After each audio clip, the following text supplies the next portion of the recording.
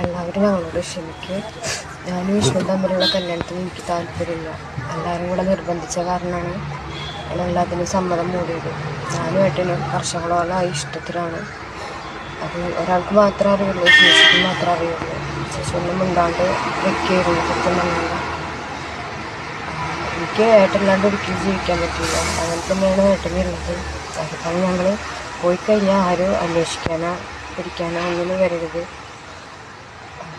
വീട്ടുകാരെ നിർബന്ധത്തിനാണ് ഞാൻ എല്ലാത്തിനും ഇന്നവരെ സമ്മതിച്ചത്. അല്ലെങ്കിൽ ഇന്ന് ഏട്ടൻ പല നിർബന്ധിച്ചിട്ടോ ബ്ലാക്ക് മെയിൽ ചെയ്തിട്ടോ ഒന്നും കൊണ്ടല്ല ഞാൻ ഈ ഒരു വീഡിയോ എടുക്കാൻ കാരണം. ഞങ്ങൾ പോയി കഴിഞ്ഞാലും ഇതിനെക്കുറിച്ചുള്ള ഒരു പ്രശ്നം ഞങ്ങൾക്ക് രണ്ടുപേർക്കും ഉണ്ടാവരുത്. ഞങ്ങൾ അത്രയും ആത്മാർത്ഥത സ്നേഹിച്ച ആൾക്കാരാണ്.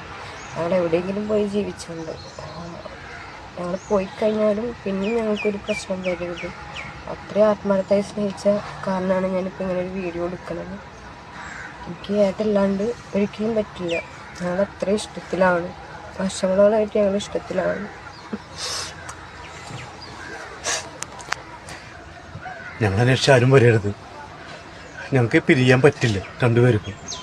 അങ്ങനെ പിന്നെ വീട്ടുകാർ നിജുവിനും എല്ലാ കാര്യങ്ങളും അറിയാം. എല്ലാതും അവളോട് ഞാൻ പറഞ്ഞിട്ടുണ്ട്. അതിനെല്ലാ തെളിവും അവളെ കയ്യിലുണ്ട്.